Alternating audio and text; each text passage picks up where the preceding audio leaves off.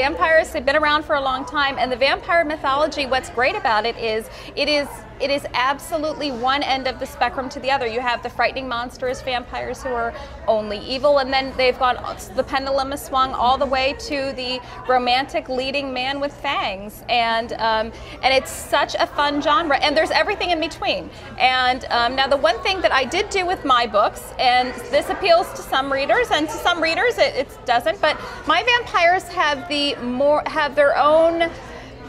They're not ruled by the need to kill. If they kill, it's just as with humans, it's with decisions and options. And they don't need to kill to feed. They can only drink a little bit to feed, and they have mind control, so their donors aren't even aware of it afterward, which is how they've maintained their secrecy throughout the centuries and millennia.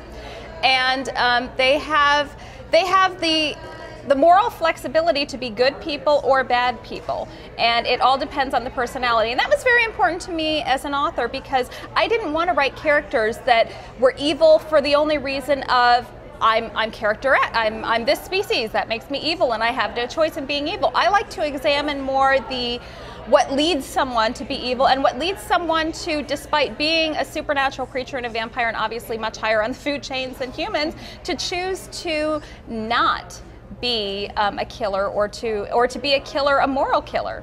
My hero is a vampire hitman, and he kills other vampires, and the vampires are usually people who have been killing humans and or indiscriminately, and that's what he feels is his way to contribute to society, and he firmly believes that's the right thing to do. And my heroine starts out killing vampires, and then also kind of moves into the vampire world and starts to feel almost like a vampire vigilante almost. And so it's the gray area of morality that you get to explore, instead of just vampire evil, human good, get steak. So you have a new book being released, Destined for an Early Grave. Can you tell us a little bit about it? Well, it comes out July 28th, and it is the 4th book in the series, and it takes place actually about 8 months after the events in the 3rd book, and it starts out with Cat and Bones trying to actually take a vacation, which, if anyone's read the first 3 books, they will know that yes, they really, really do need a vacation. But of course, if the whole book was them having fun on vacation, that wouldn't... Oh, come on, no vampires frolicking on beaches? Yes, why not? That wouldn't make for very interesting reading.